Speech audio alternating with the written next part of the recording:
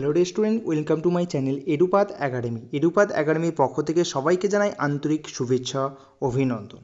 দেখো, তোমাদের কিন্তু আজকেই 10 তারিখই তোমাদের হচ্ছে কিন্তু এই যে ফার্স্ট রাউন্ড তোমরা যে পার্টিসিপেট করলে, ফার্স্ট রাউন্ডে যে চয়েস ফিলিং সব কিছুই কিন্তু আজকে দেখো তোমাদের যে ডেট দিয়েছিল 10 তারিখই কিন্তু তোমাদের 10 তারিখ ক্লোজ হয়ে যাবে যে তোমাদের চয়েস ফিলিং, এবং প্রথম রাউন্ডে যে তোমরা সব কিছু করবে সেটা কিন্তু 10 তারিখে কমপ্লিট হয়ে যাবে, এবং তোমাদের রেজাল্ট হবে প্রথম রাউন্ডের 12 তারিখ। ঠিক আছে? তো দেখো, আজকে তোমাদের এই ভিডিওতে আমি বেশ কিছু ব্যাপার নিয়ে আমি তোমাদের বলবো। ভিডিওটাকে একদম শুরু থেকে শেষ পর্যন্ত দেখবে।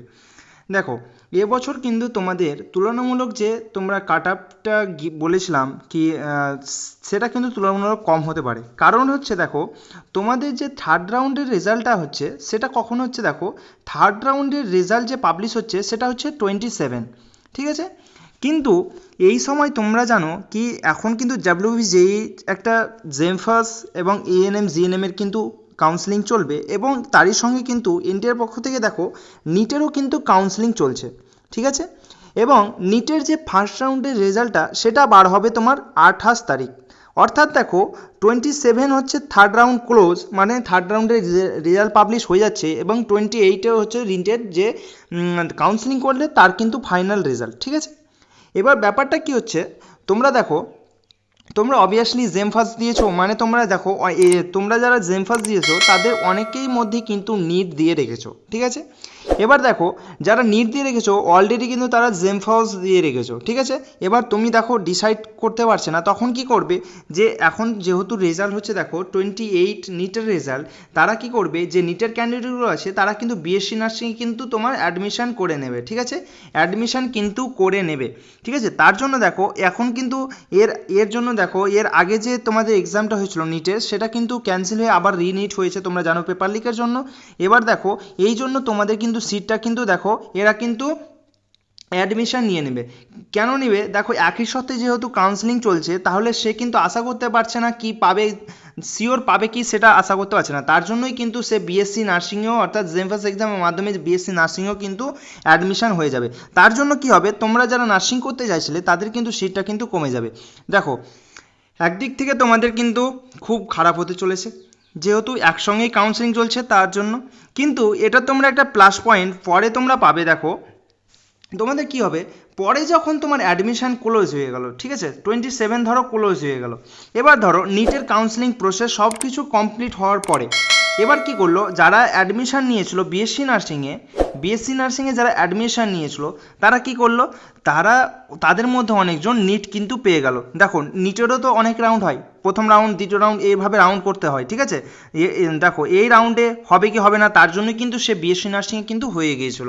এবার কি হবে, নিটের যখন হয়ে গেল, তখন রাউন্ডের যখন হয়ে গেল, তখন সাপোজ মনে করো অনেকগুলো স্টুডেন্ট কিন্তু নিট কিন্তু পেয়ে গেল, তখন কি করবে, এই বিএসসি নার্সিংটাকে কিন্তু ছেড়ে দেবে। তখন কি হবে, কিছু সংখ্যক সিট কিন্তু ফাঁকা হয়ে যাবে।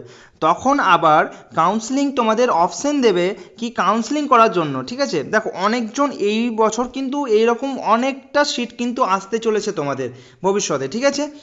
এই রকম কিন্তু তোমাদের আবার একটা কাউন্সেলিং দেবে, তখন তোমরা আবার কাউন্সেলিংয়ে পার্টিসিপেট করতে পারবে। ঠিক আছে? যেমনটা আমার ধারণা আমি করছি, এইরকম আমি ধারণা করছি এরকম হতে পারে।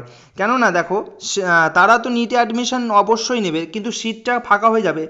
আর কাউন্সেলিং চায় না কি সিট ফাঁকা দেবো, যে কলেজে যে যতটা সিট আছে সেই কলেজে ততটাই সিট পূরণ করার জন্য চেষ্টা করবে। ঠিক আছে?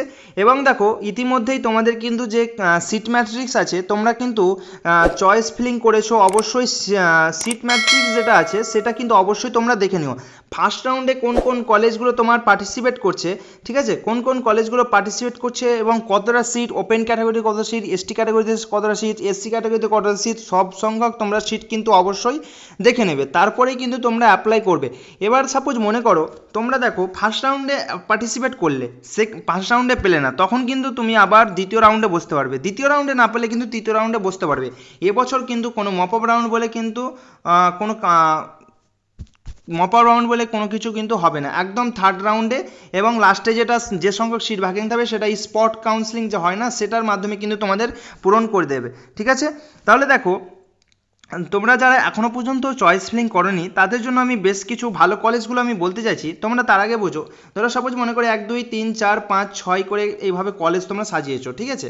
এবার ধরো একটা কলেজ তুমি 2000-এ পেয়ে যাবে, 2000 র্যাঙ্কে পাচ্ছে, আর একটা কলেজ ধরো 1000 র্যাঙ্কে পাচ্ছে। এবার তুমি কি করলে, তোমার ধরো র্যাঙ্ক আছে, তুমি কি করলে হাজার না দেখো তোমার তো এখানে দেখো 2000, যে কলেজটা তোমার র্যাঙ্কে, ধরো তুমি যে কলেজগুলো তোমার দেখবে প্রিভিয়াস ইয়ারের, তোমরা যে প্রিভিয়াস ইয়ারের ভিডিওগুলো দেখবে, প্রিভিয়াস ইয়ারে ওই কলেজে কীরকম কাট আপ গিয়েছিলো, কীরকম মার্কস গিয়েছিলো, মানে কাট আপ মার্কস, তার ভিত্তিতে তোমরা কী করবে কলেজগুলোকে চয়েস করবে, ঠিক আছে। এবার দেখো যেটা তোমার মার্কসের মধ্যে পড়ছে না সেই কলেজগুলোকে তুমি আগে রাখবে, ঠিক আছে, এবং যেটা তোমার মার্কসের মধ্যে আছে সেগুলোকে নিচে রাখবে। কেননা দেখো প্রথমেই ধরো তোমাকে যদি কলেজ দিয়ে দেয় তখন কিন্তু তুমি ভালো কলেজগুলো পাবে না। যেগুলো ভালো কলেজ আছে সেগুলোকে অবভিয়াসলি তুমি প্রথমের দিকে দেবে, এবং তোমার যেগুলো একটু কমা মনে হচ্ছে সেগুলো কিন্তু নিচের দিকে দেবে। যেটা তোমার পাওয়ার চান্স আছে সেগুলো নিচের দিকে দেবে, যেগুলো পাওয়ার চান্স নেই সেগুলোকে ওপরের দিকে দেবে, ঠিক আছে। তুমি যদি 1 নম্বর কলেজটা তুমি যদি পেয়ে যাও তাহলে তুমি কিন্তু আর আপগ্রেড করতে পারবে না। 1 নম্বর কলেজে যেটা পেয়েছো ধরো সেটা কলেজটা তোমার কিন্তু ভালো না, ঠিক আছে, তোমার মতে লাগছে কি সেই কলেজটা কিন্তু ভালো না, সেখানে তোমার যদি সিট অ্যালার্ট হয়ে যায় তাহলে তুমি কিন্তু চেঞ্জ করতে পারবে না, বিষয়টা কিন্তু মাথায় রাখো। এবং আমি তোমাদের বেশ কয়টা কলেজের নাম বলছি, এই কলেজগুলো তোমরা ফার্স্টের দিকে রাখতে পারো, ঠিক আছে। তার মধ্যে দেখো এসএসকেএম যে হসপিটাল, এসএসকেএম হসপিটাল কলকাতা, এটাকে তুমি প্রথমে রাখতে পারো। দ্বিতীয় দেখো কলকাতা, দেখো college of nursing, NRS medical college, ঠিক আছে। তাহলে দেখো তোমরা অ্যাট ফার্স্ট কী করবে, মেডিকেল কলেজগুলোকে আগে রাখার চেষ্টা করবে, ঠিক আছে, মেডিকেল কলেজগুলোকে আগে রাখার চেষ্টা করবে। এবং দেখো যে কলেজগুলো একটু ডিস্ট্রিক্টের মধ্যে আছে, ঠিক আছে, ডিস্ট্রিক্ট হসপিটাল, সেগুলোকে একটু তুমি পরে রাখবে, ঠিক আছে। তাহলে আমি তোমাদের এই বেশ কটা কলেজ আমি তোমাদের সাজেস্ট করলাম, এই কলেজগুলো তোমরা কিন্তু দিয়ে রাখতে পারো এইভাবে, ঠিক আছে। তো আজকের ভিডিও এতটুকুই, কেমন লাগলো অবশ্যই তোমরা কমেন্ট সেকশানে বলবে। এবং দেখো তোমরা যারা অতিরিক্ত নাম্বার কম এবছরে এবং এর পরের বছরের জন্য তোমরা প্রিপারেশান নিতে চাইছো তাদের জন্য বলি কি, আমাদের এই চ্যানেলে কিন্তু তোমাদের ফ্রি অফ কস্ট কিন্তু ক্লাস দেওয়া হবে, ঠিক আছে, 2027-এর জেমফাস জিএনএম এএনএমদের জন্য। তো তোমরা যারা ইন্টারেস্টেড তোমরা অবশ্যই দেখো ডিসক্রিপশানে এবং কমেন্টে লিঙ্ক দেওয়া আছে হোয়াটসঅ্যাপ গ্রুপের, সেখানে গিয়ে তোমরা জয়েন হয়ে যাবে, সেখানে সমস্ত রকমের আপডেট তোমরা পেয়ে যাবে, ঠিক আছে। এবং তোমাদের আরেকটা যেটা তোমাদের আমি প্রবলেম দেখছি কি, তোমাদের র্যাঙ্ক কার্ডে নো লেখা থাকলে তোমরা কি নার্সিং করতে পারবে, এটা একটা কোশ্চেন তোমাদের ছিল। এবং অনেকজন মনে করছে কি নিট আমি দিলাম, ঠিক আছে, নিট দিয়ে কি আমি বিএসসি নার্সিং করতে পারবো। তো এর ব্যাপারে আমি এর পরে যে ভিডিওটা আমি তোমাদের ডিটেলসে এবং প্রুফ সহকারে কিন্তু তোমাদের আমি বলবো, ঠিক আছে, এর পরের ভিডিও। তোমরা অবশ্যই চ্যানেলটিকে সাবস্ক্রাইব করে রাখবে, এই ব্যাপার নিয়ে আমি তোমাদের একটা ডিটেলস ভিডিও বানিয়ে দেবো, তোমরা কোনো চাপ নেওয়ার দরকার নেই, তোমাদের আমি একটা ডিটেলস ভিডিও এর ব্যাপারে বানিয়ে দেবো, নিট দিলে পারবে কি পারবে না, এবং নো লেখা থাকলে বিএসসি নার্সিং পারবে কি পারবে না। রেজিস্ট্রেশনে দেখো ব্যাপারটা কিন্তু অনেকটাই, রেজিস্ট্রেশনে তোমাদের কিন্তু গন্ডগোল হয়ে যাচ্ছে কিনা, ঠিক আছে। তো আমি এর পরবর্তী যে ভিডিওটা আমি বানিয়ে দেবো সেটা এর ব্যাপারে আমি কিন্তু ডিটেলস তোমাদের একবার এক্সপ্লেনেশন করে দেবো, ঠিক আছে, কী কী করতে হবে এবং কী করলে তোমাদের রেজিস্ট্রেশন ক্যান্সেল হয়ে যাওয়ার, রেজিস্ট্রেশন না হতে পারে, সব রকম ডিটেলস তোমাদের বলে দেবো। অবশ্যই চ্যানেলকে সাবস্ক্রাইব করে নেবে এবং হোয়াটসঅ্যাপ চ্যানেলে কিন্তু অবশ্যই তোমরা জয়েন হয়ে যাবে। দেখো কমেন্টে লিঙ্ক দেওয়া আছে এবং ডিসক্রিপশানে লিঙ্ক দেওয়া আছে, ঠিক আছে, তোমরা ওখানে ক্লিক করলে কিন্তু হোয়াটসঅ্যাপ চ্যানেলে গিয়ে ফলো করলে কিন্তু জয়েন হয়ে যাবে, ঠিক আছে। তো ভালো থাকো, সুস্থ থাকো, ধন্যবাদ।